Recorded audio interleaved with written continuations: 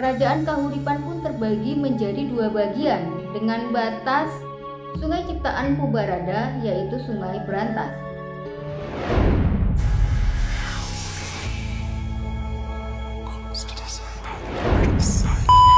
Assalamualaikum warahmatullahi wabarakatuh. Terima kasih ya buat kamu yang udah balik lagi ke channel ini. Dan buat kamu yang baru pertama kali menemukan videoku, salam kenal. Perkenalkan, namaku Wulan. Dan video ini berisi tentang kisah-kisah atau cerita-cerita tentang segala hal yang ada di sekitar kita yang mungkin kamu belum pernah dengar atau mungkin kamu belum pernah tahu. Dan di malam minggu ini aku akan kembali menceritakan sebuah legenda, di mana legenda ini adalah sebuah legenda yang ada di kota Kediri, yaitu tentang legenda Sungai Brantas. Seperti yang kita ketahui kalau Sungai Brantas itu adalah sungai yang membelah kota Kediri menjadi dua bagian, yaitu kota barat dan kota timur. Bagaimana legendanya dan bagaimana asal-usulnya? Yuk kita langsung ikuti saja.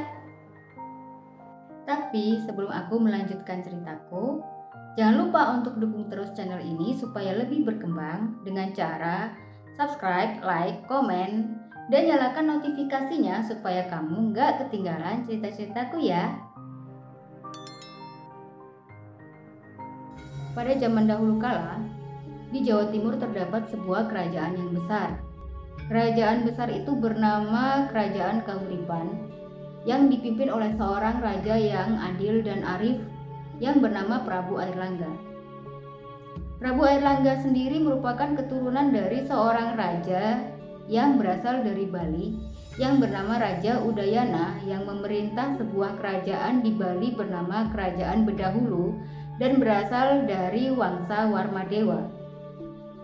Saat beranjak tua, Prabu Airlangga berniat untuk melakukan tapa brata, menyepikan diri dan melepaskan diri dari urusan duniawi, sehingga ia berniat untuk menyerahkan tahta kerajaan Kahuripan kepada putri satu-satunya yang berasal dari permaisuri Sematawayang yang bernama Sang Gramawijaya Tunggadewi, seorang putri yang cantik jelita, cerdas, dan pemberani. Namun ternyata sang putri menolak niatan ayahnya itu untuk menjadikan ia sebagai ratu atau untuk mengendalikan kerajaan Kahuripan karena ia lebih tertarik untuk menjadi seorang biksuni atau seorang pertapa dan tidak ingin atau tidak berminat untuk mengendalikan kerajaan seperti apa yang diniatkan ayahnya. Ia dengan lembut dan sopan menolak tawaran ayahnya untuk menjadikan dirinya sebagai raja. Dan sang Prabu Airlangga pun menyetujui hal itu. Ia pun memaklumi kenapa putrinya menolak untuk dijadikan ratu atau dijadikan raja memerintah kerajaan yang telah ia bangun.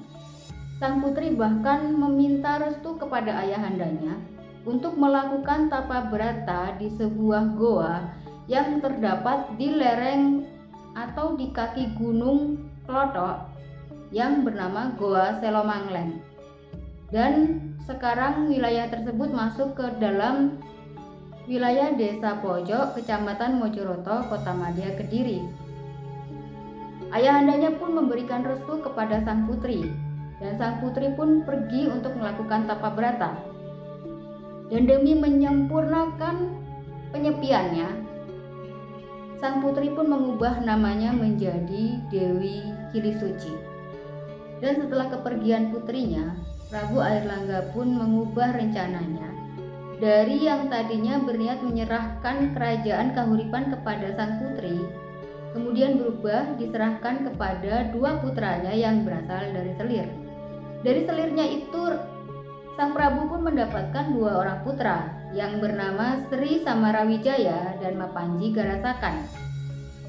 Dan sang raja pun menjadi bingung menentukan siapa yang layak di antara kedua putranya itu untuk menggantikan dirinya menjadi raja, meneruskan tahta kerajaan Kahuripan. Sang raja pun berusaha untuk mencari jalan keluar yang adil dan bijaksana. Dan kemudian sang raja pun memerintahkan kepada penasehatnya yang bernama Empu Barada untuk pergi ke Bali. sang raja meminta Empu Barada untuk menyampaikan kepada ayahandanya agar menyerahkan kerajaan yang ada di Bali kepada putranya itu. Maka sang Empu Barada pun pergi ke Bali untuk menyampaikan apa yang diperintahkan oleh Prabu Airlangga. Tapi ternyata Empu Barada kembali dengan kabar yang kurang mengembirakan, yaitu tahta milik ayahanda Prabu Airlangga yang di Bali sudah diberikan kepada adik Prabu Airlangga yang bernama Anak Wungsu. Mendengar kabar itu, Prabu Airlangga kemudian meminta Empu Barada untuk membantunya membagi kerajaan kepada kedua putranya secara adil.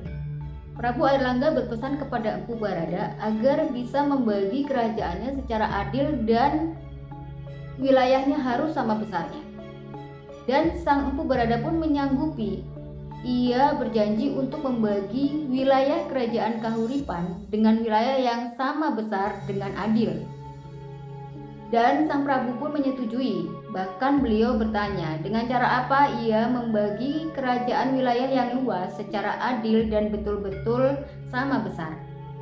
Kemudian sang Empu berkata bahwa itu adalah menjadi urusannya.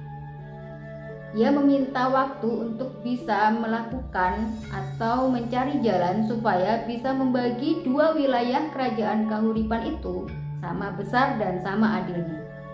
Dan sang Prabu pun mengizinkan Empu Barada untuk melaksanakan titahnya itu. Empu Barada pun meminta kepada Prabu Airlangga untuk memberikannya wewenang membagi secara adil kerajaan Kahuripan untuk diberikan kepada putra-putra Prabu Airlangga. Dan Prabu Airlangga pun menyetujui apa yang menjadi permintaan dari Empu Barada. Setelah beberapa saat melakukan tapa brata dan meminta petunjuk dari Yang Kuasa, kemudian Empu Barada dengan kesaktiannya terbang di atas wilayah kerajaan Kahuripan dengan membawa sebuah kendi yang berisi air. Dari angkasa ia menumpahkan air di dalam kendinya itu tepat di tengah-tengah wilayah kerajaan Kahuripan. Dan atas izin Yang Kuasa, bekas tumpahan air yang berasal dari kendi itu, tanahnya berubah menjadi sungai yang amat besar. Dan sungai itu semakin besar dan menjadi semakin deras airnya. Sungai tersebut kemudian disebut sebagai Sungai Brantas. Sungai yang membagi wilayah Kediri menjadi dua bagian yang sama besarnya. Dengan demikian, Prabu Airlangga bisa menyerahkan dua bagian kerajaan Kahuripan itu kepada dua putra mahkotanya yang berasal dari Selir, yaitu Sri Samarawijaya dan Mapanji Garasakan. Kemudian sang Prabu Airlangga pun bersabda, "Aku membagikan kerajaan Kahuripan yang berada di sisi sebelah timur Sungai Brantas kepada anakku Mapanji Garasakan dan kusebut kerajaannya sebagai Kerajaan Jenggolo. Dan bagian kerajaan Kahuripan yang berada di sisi sebelah barat Sungai Brantas aku berikan kepada putraku Sri Samarawijaya, yang kemudian kerajaan itu aku beri nama sebagai Kerajaan Panjalu atau Kerajaan Kadiri." Maka tenteramlah hati sang Prabu Airlangga demi melihat pembagian kerajaan yang adil dan adil itu. Dengan tenang ia pergi meninggalkan kerajaan Kahuripan dan melakukan tapa brata di daerah Pucangan yang sekarang masuk dalam wilayah Jombang. Dan sang Prabu Airlangga pun mengganti namanya menjadi Maharesi Gentayu. Dan ketika beliau mangkat, jenazahnya dimakamkan di lereng Gunung Penanggungan sisi sebelah timur. Dan sampai saat ini Sungai Brantas itu masih mengalirkan airnya dengan deras dan jernih dan membagi dua wilayah kota Kediri menjadi kota Kediri bagian barat yang kemudian disebut sebagai kota barat dan kota Kediri bagian timur yang kemudian disebut sebagai kota timur. Demikianlah tadi legenda atau asal-usul dari Sungai Brantas. Terima kasih ya udah mendengarkan dan menyimak cerita aku sampai selesai. Dan jangan lupa untuk tetap dukung channel ini supaya aku bisa terus bercerita dan menceritakan kisah-kisah atau hal-hal di sekitar kamu yang mungkin kamu belum pernah dengar atau mungkin kamu belum pernah tahu. Jangan lupa untuk tetap subscribe, like, dan komen. Nyalakan juga notifikasi loncengnya supaya kamu gak ketinggalan cerita-ceritaku ya. Selamat bermalam minggu, terima kasih sudah menyimak ceritaku dan videoku. Jangan lupa untuk tetap bahagia. Sampai jumpa di kisah-kisah selanjutnya. Wassalamualaikum warahmatullahi wabarakatuh.